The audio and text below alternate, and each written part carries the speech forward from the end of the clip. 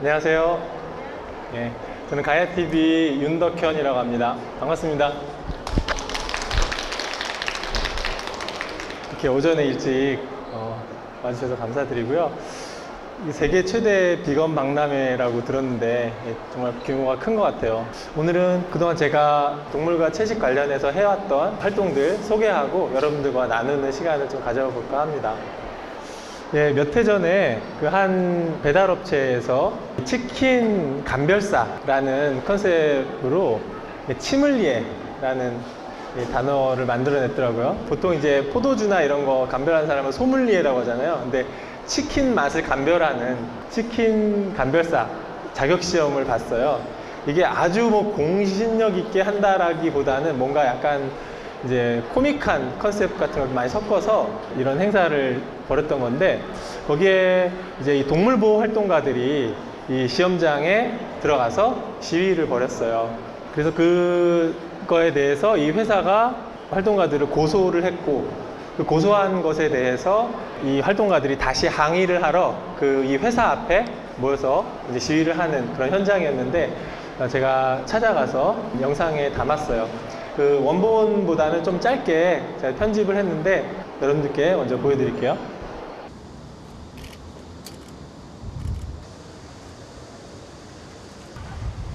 저는 배달의 민족이 주최한 치믈리에 행사가 치킨들의 죽음을 희화화거리로 만들고 재미로 만드는 것이 잘못되었다고 생각을 해서, 저희는 치킨을 먹지 마 라고 이야기하는 취지가 아니라 치킨을 웃음거리로 소비하는 것, 누군가의 죽음을 웃음거리로 소비하는 것에 대한 문제 제기를 하는 캠페인이었습니다.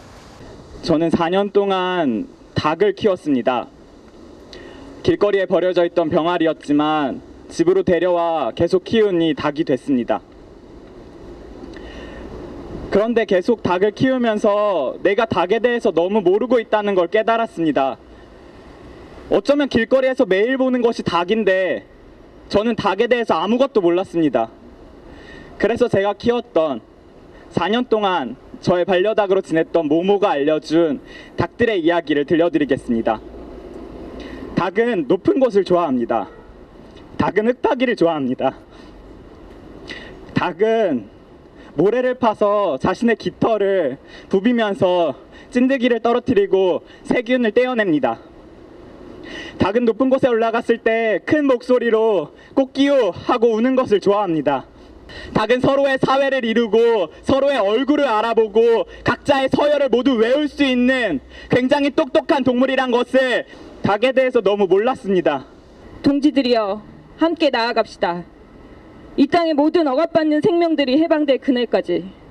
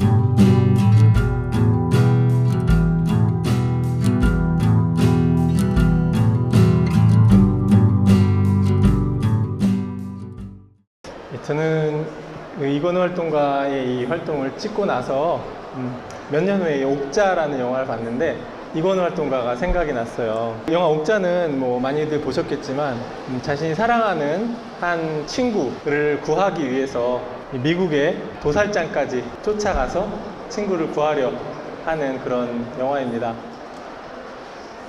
마지막 순간까지 이렇게 친구와 함께 찍었던 사진까지 보여주면서 간절하게 이렇게 친구를 구하려고 하는데요. 이 이건우 활동가의 경우도 자기가 사랑했던 한 친구가 있었고 그 친구와 똑같은 이런 많은 생명들이 죽어가고 있다는 사실에 이렇게 눈을 뜨게 되고 과감하게 거리로 이렇게 나서서 행동할 수 있는 그런 계기가 되지 않았을까 해요. 우리나라에서 한 해에 도살되는 닭이 몇 마리인지 혹시 아시나요? 아시는 분 계세요? 한 1억 마리 될까요? 네, 10억 7천만 마리라고 합니다. 2020년 기준이고요.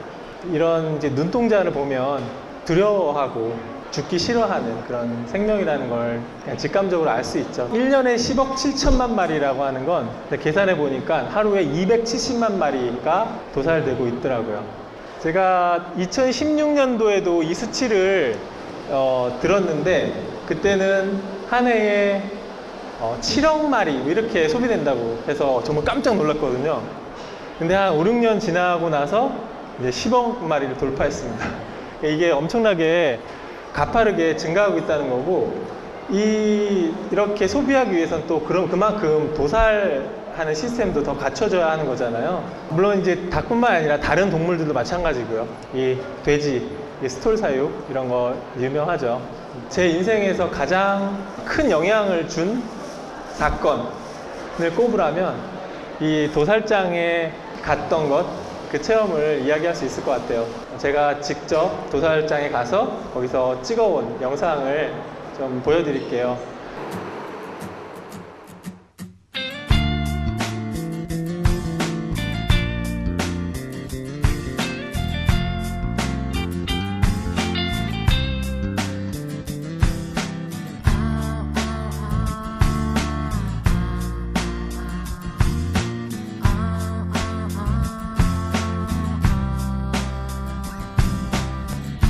수많은 세월 동안 내 미속에 굵은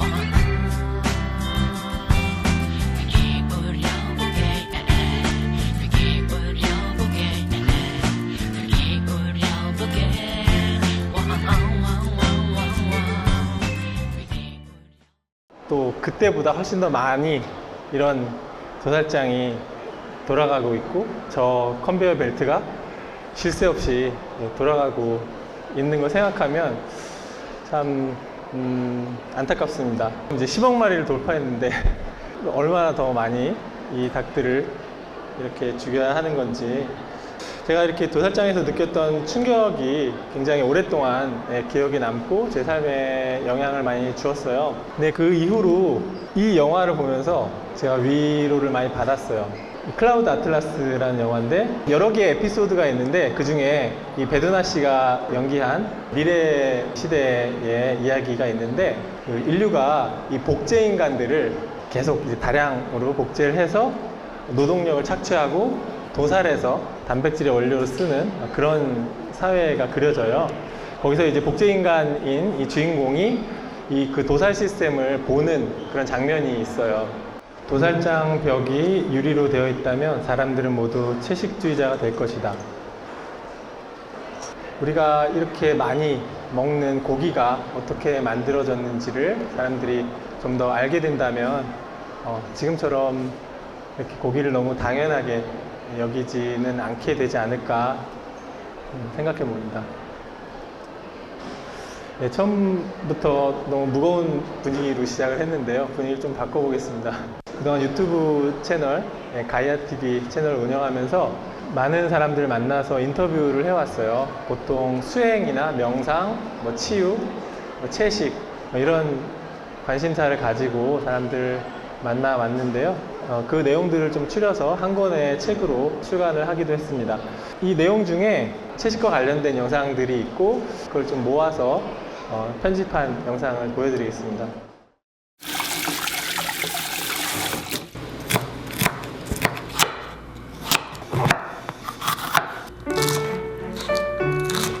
되도록이면 좋은 재료를 가지고 조리 가공을 적게 하는 것일수록 생명력이 있어요. 재료가 가진 본연의 맛, 양념들에 만들어지는 과정, 얘가 들어갔을 때 맛이 어떻게 변화되기 때문에 얘를 요만큼 넣어야 되겠구나. 채소를 다듬을 때 다듬는 데만 집중을 하게 되면 숨 쉬는 것밖에 안 느껴지는 거예요.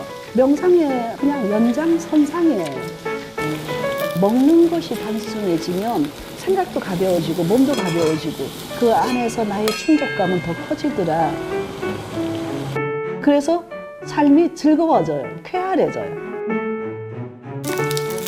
음식을 만들고 먹는 행위가 어떤 것인지, 나라는 존재가 어떻게 만들어진 건지 관심이 점점 좀 깊어지게 되겠죠.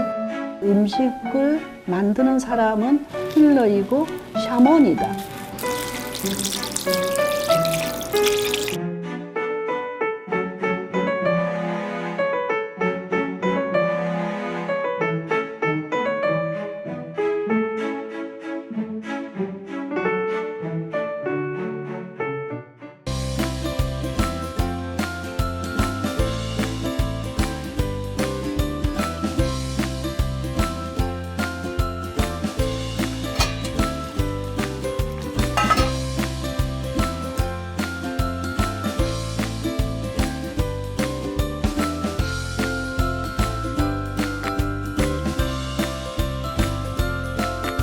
제가 기본적으로 음식을 했던 베이스는 저희 할머니예요. 특별하게 뭐를 재료를 쓰거나 그런 저기는 아니었는데, 제가 지금 이제 돌아서 이렇게 생각을 해보면 농사진 거 가지고 어떤 음식을 만들 수밖에 없었기 때문에 신선했던 것 같아요. 그러니까 신선한 자체가 주는 맛?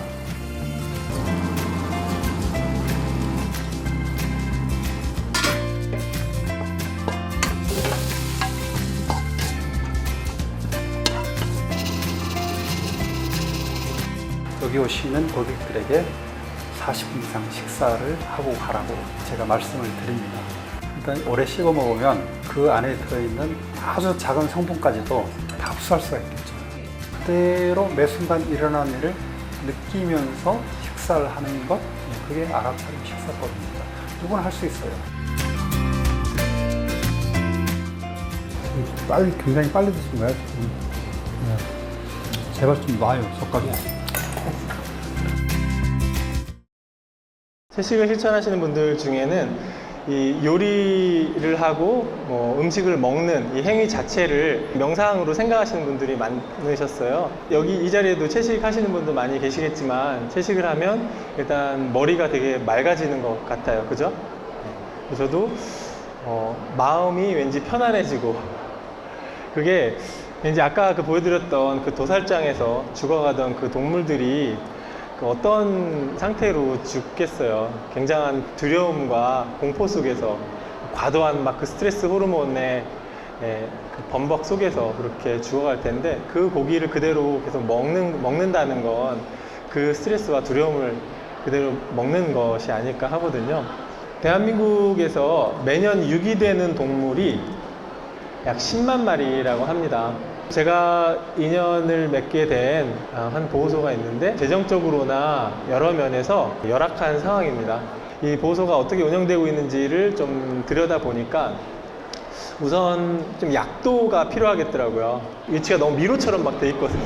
정비가 잘 안 돼 있어서. 그래서 제가 가서 드론을 띄워서 이런 항공사진을 찍었고 그걸 바탕으로 해서 그래픽 작업을 했어요. 각 이제 섹터를 돌아다니면서 실제로 이렇게 실측을 하면서 공간을 그렸고요. 각 공간에 번호를 매겼고 각 이제 견사마다 또 이름을 새로 지었어요. 그래서 정확히 그 공간마다 고유 번호가 나오게 했고 각 아이들의 사진을 일일이 하나씩 다 찍어서 이 아이들의 고유 번호가 나오게 했어요. 얘네들 사진을 얼굴 사진을 하나하나 찍는다는 게 정말 어려운 일이었어요.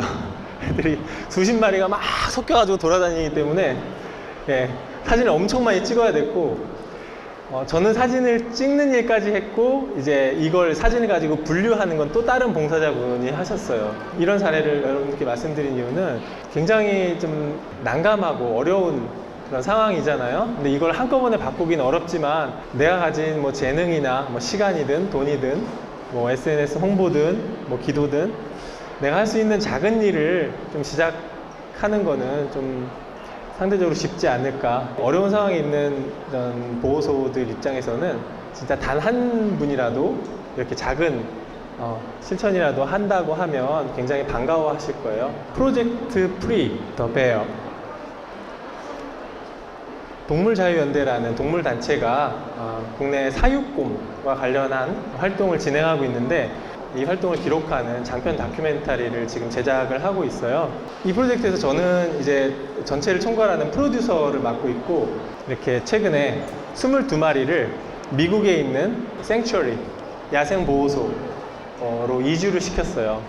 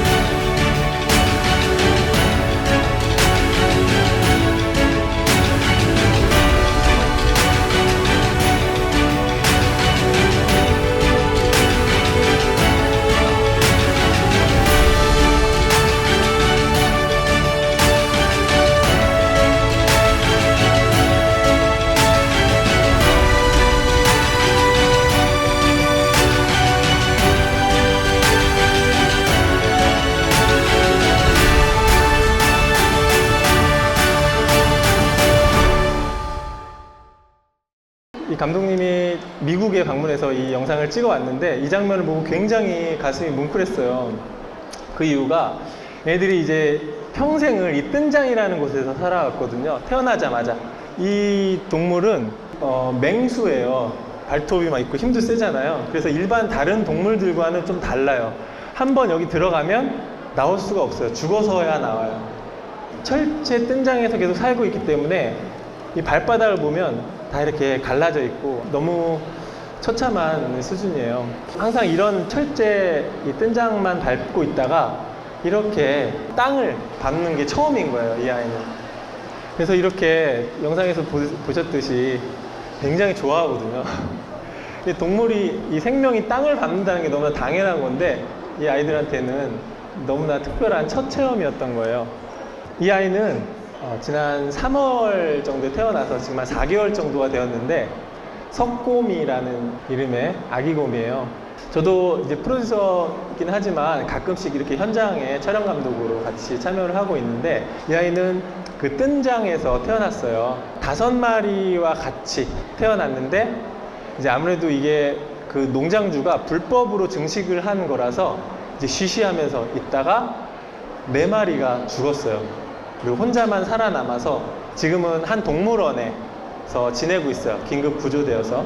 이 아이를 얼마 전에 만나고 왔는데 굉장히 생각이 많이 나요.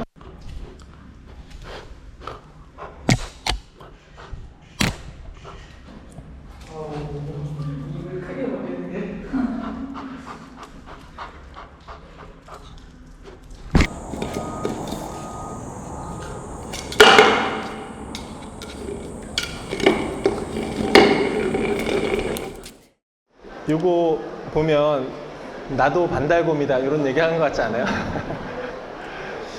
인간들이 이 부모 세대들에게 했던 엄청난 이 일들을 뒤로 하고 이렇게 혼자 살아남아서 있어요. 발바닥도 엄청 귀엽죠? 네, 귀엽고 사랑스러운데 지금 이 설장 속에 있는 이 사육곰들도 이 석곰이처럼 이렇게 귀엽고 사랑스러웠을 때가 있었을 거예요. 근데 이런 철장에서 살다 보니 이 발바닥이 이렇게 변해가는 거죠. 과연 우리가 생명을 어떻게 대하고 있는지를 좀 보여주는 장면이 아닐까 합니다. 지금 300여 마리의 곰들이 계속 그 철장에 있는데 이 아이들을 구하기 위해서 많은 단체들이 노력을 하고 있어요. 동물자유연대 활동도 많은 관심 부탁드리겠습니다. 네, 마지막으로 제가 아까 보여드린 가슴의 대화 인터뷰 중에 동물교감 전문가로 나오셨던 루나님이 계세요. 애니멀 커뮤니케이터라고 하죠. 그분이 하셨던 말씀을 여러분과 좀 나누고 싶습니다. 저한테서 애니멀 커뮤니케이션을 배우신 분의 얘긴데요. 이분도 굉장히 이제 그 전에는 고기를 굉장히 좋아하셨던 분이라고 해요. 그런데 교감을 하다 보니까 어떤 동물이 사람의 손에 의해서 죽게 됐어요. 죽게 됐고 사람의 뱃속으로 이제 들어간 상황이었죠. 그 동물은 굉장히 그게 마음이 아팠던 거예요. 자기는 더 살아야 되고 더 이 세상에서 어떤 기쁨을 누려야 되는데 뜻하지 않은 어떤 계획하지 않은 죽음을 맞게 된다고 생각을 해서 근데 이미 자기의 몸은 돌아갈 수도 없게 이렇게 잘려졌다고 보더라고요. 그러니까 그 동물 교감을 하고 나서는 이분도 고기를 먹기가 굉장히 힘들어졌다고 해요. 근데 이제 어떤 사람들은 그렇게 동물의 마음을 다 알고 나면 더 고통스러워서 못 먹지 않느냐, 이 즐거움을 어떻게 포기를 할 것이냐, 이제 이런 얘기들도 많이 하시는데요.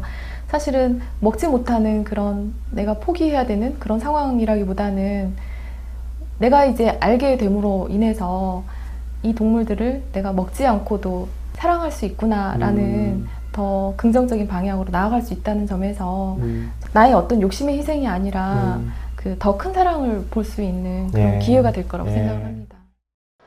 동물을 먹지 않는다는 건 더 많은 사랑을 할 수 있는 기회라는 말씀이 되게 큰 울림으로 다가왔습니다. 인간이 걸리는 감염병의 절반 이상이 인수공통 감염병이라고 해요. 그러니까 사람과 동물이 같이 걸리는 병인데 이런 병들의 종류가 더 많아지고 있고 그 전염 강도도 나날이 더 높아지고 있다고 해요. 그건 아무래도 동물의 상태가 안 좋아지면 인간에게도 그게 돌아온다는 뜻이겠죠. 이 코로나가 다시 유행한다고 해요. 정부가 공식적으로 재유행을 선언을 했다고 하는데, 이런 위기가 우리에게 계속 끊임없이 찾아오는 이유를 생각해 보면 결국에는 뭔가 원인이 바뀌지 않았기 때문이 아닐까 하거든요. 이 증상을 고치기 위해서 많은 노력들을 하고 있는데, 이게 발생하게 된 그 원인에 대해서는 우리가 얼마나 바꾸기 위해서 노력하고 있는지 좀 돌아보면 어떨까 생각이 됩니다. 우리가 바뀌어야 할 것, 저는 그것이 동물에 대한 태도라고 생각합니다. 동물에 대한 인간의 태도. 여기 새끼들도 있는데 이런 일들이 너무나 많이 일어나고 있죠. 다 육식 산업을 지속하다 보니 생기는 일이고, 동물에 대한 태도가 반영되는 그런 일들인 것 같아요.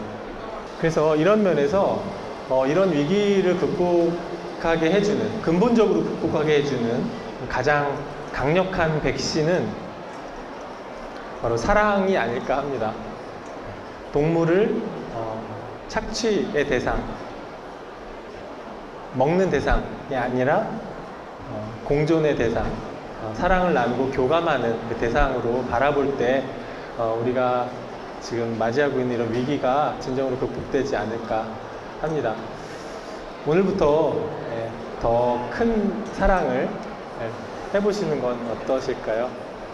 이상 강연 마치겠습니다. 감사합니다.